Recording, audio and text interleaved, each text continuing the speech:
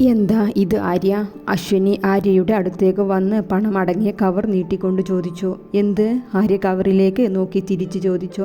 നിനക്കറിയില്ലേ ആര്യ, എവിടെ നിന്ന് കിട്ടി ഇത് അശ്വിനി? ചന്ദ്രൻ എഴുന്നേറ്റ് വന്ന് അവളോടായി ചോദിച്ചു. അങ്കിൾ, ഇവൻ്റെ റൂമിൽ നിന്ന് ബെഡിനടിയിൽ ഒളിപ്പിച്ച് വെച്ചിരിക്കുന്നു. എന്തൊക്കെ നിങ്ങൾ ഈ പറയുന്നത്?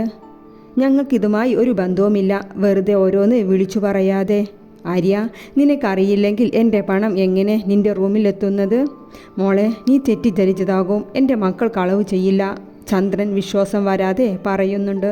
അങ്കിൾ, എന്താ ഈ പറയുന്നത്? ഞാൻ നുണ പറയുന്നു എന്നാണോ? അല്ല അശ്വിനി, അങ്ങനെ ഒന്നുമല്ല. ഓക്കെ അങ്കിൾ, അങ്കിളിന് വിശ്വാസം വരുന്നില്ലെങ്കിൽ പോലീസിനെ വിളിക്കാം, അവർ അന്വേഷിക്കട്ടെ. അവൾ അവസാന ഐഡിയയും എടുക്കുന്നുണ്ട്. വേണ്ട മോളെ, പോലീസൊക്കെ വന്നാൽ ആകെ നാണക്കേടാണ്. ശരി എങ്കിൽ ആര്യ മാപ്പ് പറയൂ. ചെയ്ത് തെറ്റ് ഏറ്റുപറഞ്ഞ് മാപ്പ് പറയൂ. ഹേയ്, ഞാൻ എന്തിന് മാപ്പ് പറയണം? ഞാൻ ആരുടെ പണം എടുത്തിട്ടില്ല. ആര്യ ദേഷ്യത്തോടെ പറഞ്ഞു. നോക്ക് ആര്യ, കാര്യം വഷളാക്കാതെ ഈ പ്രശ്നം സോൾവ് ചെയ്യാൻ നോക്ക്. അശ്വിനിയോട് മാപ്പ് പറയോ? അർജുനും ഏറ്റു പറയുന്നുണ്ട്. നീ അല്ലെങ്കിൽ നിൻ്റെ ഭാര്യ തൻവി എടുത്തിട്ടുണ്ടാകും. നിൻ്റെ ഭാര്യ എവിടെ? തൻവി, നിനക്ക് അന്ന് ടേസ്റ്റായി ഭക്ഷണം ഉണ്ടാക്കിയതിന് എത്ര സ്നേഹത്തോടെയാണ് ഞാൻ ഗിഫ്റ്റായിട്ട് പണം തന്നത്.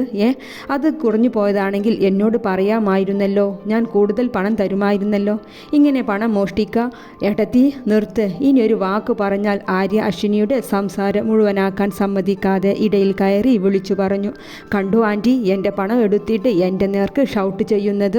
ആര്യ, ദൈവത്തെ ഓർത്ത് നീ മിണ്ടാതെ ഇരിക്കുക. ഞാൻ ഒരിക്കലും കരുതിയില്ല ആര്യ നീ പണം മോഷ്ടിക്കുമെന്ന്. എന്തിനായിരുന്നു? അശ്വിനിയുടെ വാക്ക് കേട്ട് സാവിത്രിയും അവനെ സംശയിച്ച് സംസാരിക്കുകയാണ്.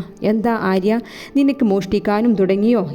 അർജുനും ഇടയ്ക്ക് കയറി പറയുകയാണ്. കേട്ടു നിന്നവർ എല്ലാവരും അന്താളിപ്പോടെ ഇതെല്ലാം കേൾക്കുന്നത്. ആര്യ, നിനക്ക് പണത്തിന് ആവശ്യമുണ്ടെങ്കിൽ എന്നോട് ചോദിക്കാമായിരുന്നല്ലോ. ഞാൻ അർജുൻ്റെ അടുത്തു നിന്ന് വാങ്ങിത്തരില്ലായിരുന്നോ? സാവിത്രി കരഞ്ഞുകൊണ്ട് പറയുന്നുണ്ട്. അമ്മ കൂടി തന്നെ അവിശ്വസിക്കുന്നുണ്ടെന്ന് തോന്നിയതും ആര്യ വല്ലാതെ ആകുന്നുണ്ട്. നിങ്ങൾ വിശ്വസിച്ചാലും ഇല്ലെങ്കിലും എനിക്കും തൻവിക്കും ഈ പണവുമായി ഒരു ബന്ധവുമില്ല. സ്റ്റോപ്പ് ആര്യ. ഓക്കെ, ഈ വിഷയത്തിൽ ഇനിയൊരു സംസാരം വേണ്ട. പോലീസിനെ വിളിക്ക് അർജുൻ, അവർ വന്ന് അന്വേഷിക്കട്ടെ. വിളിക്ക്, പോലീസ് വരട്ടെ, അന്വേഷിക്കട്ടെ. വിളിക്ക് പോലീസിനെ. ആര്യ അശ്വിനിയോടായി പറഞ്ഞുകൊണ്ടിരിക്കുകയാണ്. ആര്യ, മാപ്പ് പറയൂ ഏട്ടത്തിയോട്. ചന്ദ്രന് പോലീസ് കേസായി നാണക്കേടാകുമെന്ന് തോന്നിയതും ഈ പ്രശ്നം അവസാനിപ്പിക്കാനായി ആര്യയോടായി പറഞ്ഞു. ആര്യ വിശ്വസിക്കാനാവാതെ അച്ഛനെ നോക്കി. എന്താ? ഞാൻ മോഷ്ടിച്ചിട്ടില്ല, പിന്നെ എന്തിന് മാപ്പ് പറയണം? മാപ്പ് പറയുക ആര്യ, ഏട്ടത്തിയോട് മാപ്പ് പറയോ? ചന്ദ്രൻ അതുതന്നെ പറയുകയാണ്. എന്ത് കാര്യത്തിന് മാപ്പ് പറയണം? അവൻ അച്ഛനോടായി ചോദിച്ചതും ചന്ദ്രൻ അവൻ്റെ മുഖത്തേക്ക് ആഞ്ഞടിച്ചു. എല്ലാവരും ഞെട്ടിപ്പോയി. തൻവി ഓടി ആര്യയുടെ അടുത്തെത്തി. അച്ഛാ, എന്താ ഈ ചെയ്തത്? ആരതി ചന്ദ്രനെ പിടിച്ചു വെച്ചുകൊണ്ട് ചോദിച്ചു. ആര്യ, നീ ഏട്ടത്തിയോട് മാപ്പ് പറയോ? പറഞ്ഞില്ലെങ്കിൽ ഇറങ്ങിക്കോണം ഈ വീട്ടിൽ നിന്ന്. ആര്യ ഒന്നും മിണ്ടാതെ അച്ഛനെ ഒന്ന് നോക്കി അവൻ്റെ റൂമിലേക്ക് കയറിപ്പോയി. കൂടെ തനുവും. ആര്യ റൂമിലേക്ക് കയറി ചുറ്റും ഒന്ന് നോക്കി. സാധനങ്ങളെല്ലാം വലിച്ചു വാരിയിട്ടിരിക്കുന്നു. തനു അകത്തേക്ക് കയറി വന്നതും അവൻ അവളെ ഒന്ന് നോക്കി. ഞാൻ ഇവിടെ നിൽക്കുന്നില്ല, എൻ്റെ കൂടെ വരുന്നുണ്ടോ അതോ ഇവിടെ നിൽക്കാണോ? നീ എവിടെ പോയാലും ഞാനും കൂടെ വരും. തനു കണ്ണീരോടെ മറുപടി നൽകി. എന്നാൽ എല്ലാം പാക്ക് ചെയ്യുക. അവൻ വല്ലാത്ത അവസ്ഥയിൽ സോഫയിലേക്ക് ഇരുന്നു. അങ്കിളിനെ വിചാരിച്ചിട്ടാ, അല്ലെങ്കിൽ ആര്യനെ ഞാൻ ജയിലിലാക്കിയിരുന്നു. അശ്വിനി അഭിനയം നിർത്തിയിട്ടില്ല. ഇതാ, ഈ ബാഗ് കൂടി ചെക്ക് ചെയ്തോളൂ. ഇനി ആര്യയും അവൻ്റെ ഭാര്യയും വീട്ടിലുള്ള വല്ലതും മോഷ്ടിച്ചു പോയെന്നും പറയരുത്. ആര്യ ഇടറിയ ശബ്ദത്തോടെ പറഞ്ഞുകൊണ്ട് ഹാളിലേക്ക് അവരുടെ ബാഗും പാക്ക് ചെയ്തുമായി വന്നു. എല്ലാവരും അന്തോളിപ്പോടെ അവൻ്റെ മുഖത്തേക്ക് നോക്കി. അച്ഛാ, പോവല്ലേ പറയേ. ആരതി അച്ഛൻ്റെ അടുത്തേക്ക് വന്നുകൊണ്ട് പറയുന്നുണ്ട്. പോട്ടെ പോട്ടെ അവൻ, ചന്ദ്രൻ ഇടറിയ ശബ്ദത്തോടെ പറയുകയാണ്. അശ്വിനി പുച്ഛത്തോടെ അവരുടെ പോക്ക് നോക്കി നിന്നു. അർജുനും സാവിത്രിയും ഒന്നും മിണ്ടാതെ ഇരിക്കുന്നുണ്ട്. ആരതി അവരെ പോകാൻ അനുവദിക്കാതെ വിളിക്കുന്നുണ്ട്. ആര്യ തനുവിനെയും കൊണ്ട് ബുള്ളറ്റിൽ കയറി എങ്ങോട്ട് പോകണമെന്ന് ഒരു ധാരണയുമില്ലാതെ ഓടിച്ചുപോയി. അമ്മ, ഇങ്ങനെ കരയാതെ, വയ്യാണ്ടാകും.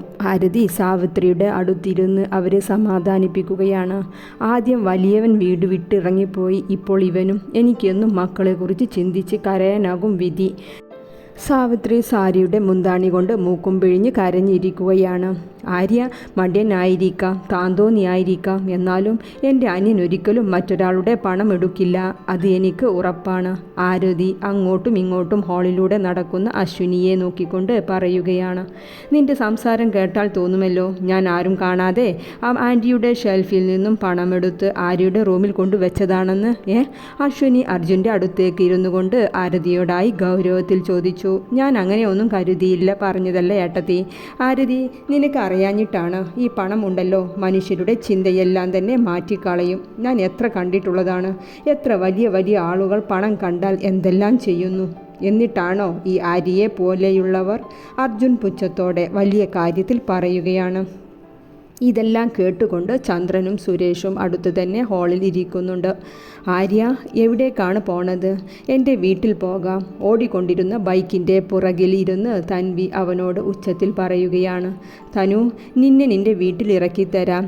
എന്നെയോ? അപ്പോൾ ആര്യ എവിടെ പോകും? അവൾ ഒന്ന് ശങ്കിച്ച് ചോദിക്കുന്നുണ്ട്. അവൻ മറുപടി ഒന്നും പറഞ്ഞില്ല. ആര്യ ബൈക്ക് നിർത്തിക്കേ, അവൾ ഉച്ചത്തിൽ പറയുന്നുണ്ട്. ആര്യ ബൈക്ക് സൈഡിലേക്ക് ഒതുക്കി നിർത്തി. എന്താ തനു, എന്താ പറയാനുള്ളത്? ആര്യ, നീ വരാതെ ഞാൻ എവിടെയും പോവില്ല. ആര്യ എൻ്റെ വീട്ടിൽ നിൽക്കുമെങ്കിൽ ഞാൻ അവിടെയും പോകൂ. നോക്ക് തനു, പാതിരാത്രി സമയമാണ്. നിന്നെയും കൊണ്ട് ഇങ്ങനെ യാത്ര ചെയ്യുന്നത് സേഫ് അല്ല. വാ, ആര്യ എവിടെയെങ്കിലും ഇരുന്ന് സംസാരിച്ച് തീരുമാനിച്ചിട്ടെടുത്തിട്ട് പോകാം. ആര്യ അവളെ ഒന്ന് നോക്കി ബൈക്കിൽ നിന്നും ഇറങ്ങി വഴിയോര ചായക്കടയിൽ കയറി. എടാ നോക്കടാ, ഒരു കിളി പോലെയുള്ള പെണ്ണ്. ആര്യക്ക് ബാക്കിലിരിക്കുന്ന 4-5 ചെറുപ്പക്കാരിൽ നിന്നും കമൻറ്റ് കേട്ടതും ആര്യ കയ്യിലുള്ള ബാഗ് അവർക്ക് നേർക്കെറിഞ്ഞു. പിന്നെ അവിടെ ഉന്തും തള്ളും ആയിരുന്നു. ഒരുവിധം കടക്കാരൻ ആര്യയെ പിടിച്ചു മാറ്റി. ആ ചെറുപ്പക്കാരെ അവിടെ നിന്നും പറഞ്ഞു വിട്ടു. വാ, ആര്യ തൻവിയെ കൂർപ്പിച്ച് നോക്കി പറഞ്ഞു. അവളെയും കൊണ്ട് അവിടെ നിന്നും പോയി. ഇതാണ് തനു ഞാൻ പറയുന്നത്, നിന്റെ വീട്ടിലാക്കാമെന്ന്. ഇനി എത്ര പേരോട് ഞാൻ അടിയുണ്ടാക്കേണ്ടി വരും? ഒന്ന് നേരം വെളുക്കുവോളം. തനു ഒന്നും മിണ്ടാതെ അവനെ തന്നെ നോക്കിയിരിക്കുകയാണ്. ഇരുവരും അവിടെ നിന്നും നല്ലൊരു കോഫി ഷോപ്പിൽ ഇരിക്കുകയാണ്. ആര്യ ചുണ്ട് തുടക്ക്. തൻവി അവളുടെ ഷോൾ നീട്ടിക്കൊണ്ട് പറഞ്ഞു. എവിടെ പൊട്ടിയിട്ടുണ്ടോ? ആര്യ വേദനയുള്ള ഭാഗം തൊട്ടുകൊണ്ട് ചോദിച്ചു. അവളുടെ ഷോൾ കൊണ്ട് തുടച്ചു. ആര്യ, എന്നോട് ദേഷ്യപ്പെടല്ലേ. ഈ അവസ്ഥയിൽ നിന്നെ തനിച്ചാക്കി ഞാൻ എവിടെയും പോവില്ല. തനു, 2 ദിവസം നീ നിൻ്റെ വീട്ടിൽ നിൽക്ക്. അപ്പോഴേക്കും ഞാൻ റെഡിയാക്കി നിന്നെയും കൊണ്ടുപോകാം. വേണ്ട പറഞ്ഞില്ലേ ആര്യ, നീ എൻ്റെ കൂടെ ഇല്ലാതെ ഞാൻ എവിടെയും പോവില്ല. ദേ തനു, എന്നെ ദേഷ്യം പിടിപ്പിക്കാതെ. എന്താ ഞാൻ അവിടെ വന്ന് പറയേണ്ടത്? ഏട്ടത്തിയുടെ പണം മോഷ്ടിച്ച് വീട്ടിൽ നിന്ന് ഇറക്കി വിട്ടു എന്നോ? ആര്യ എല്ലാം കൂടെ കലികയറി തനുവിനോടായി ദേഷ്യത്തോടെ തട്ടിക്കേറി പറയുകയാണ്. തനു ഒന്നും മിണ്ടാതെ കണ്ണും നിറച്ച് അവനെ തന്നെ നോക്കിയിരുന്നു. ആര്യ അവളെ തന്നെ നോക്കി അല്പനേരം ഇരുന്നു. പിന്നെ ചുണ്ടിലൊരു പുഞ്ചിരി നിറച്ചു. അവളെ വിളിച്ചു. ധനു, ഇങ്ങനെ കണ്ണും മുഖവും ചുവപ്പിച്ചിരിക്കല്ലേ. പോ, എന്നോട് ദേഷ്യപ്പെട്ടിട്ടല്ലേ. അവൾ മുഖം കൂർപ്പിച്ച് മുഖം തിരിച്ചു കളഞ്ഞു. സങ്കടം വന്നിട്ടല്ലേ. നിന്നോടല്ലാതെ ഞാൻ ആരോട് തീർക്കും എൻ്റെ സങ്കടം? ആര്യ അവളെ നോക്കിക്കൊണ്ട് തന്നെ ചോദിക്കുകയാണ്. ആ അശ്വിനിയാണ് ഇതിനെല്ലാം ചെയ്തത് ആര്യ, എനിക്കുറപ്പാണ്. അവനൊന്ന് മൂളുക മാത്രം ചെയ്തു. എങ്ങനെയുണ്ട് തൻവി എൻ്റെ കളി? നിൻ്റെ ലെവലിൽ നിന്ന് തന്നെ ഞാൻ കളിച്ചു. ബിസിനസ്സിൽ ഇതുകൂടി പഠിക്കൽ ആവശ്യമാണ്. നിന്നെയും നിൻ്റെ ആ താന്തോന്നി ഹസ്ബൻഡും ഞാൻ വെച്ച കെണിയിൽ അതിൽ നിങ്ങൾ വീണു. അശ്വിനി റൂമിലെ ബെഡിൽ കിടന്ന് തൻ്റെ ഗെയിം വിജയിച്ചതിലുള്ള ആഹ്ലാദത്തിൽ ഒരു പുച്ഛത്തോടെ ചിന്തിക്കുകയാണ്.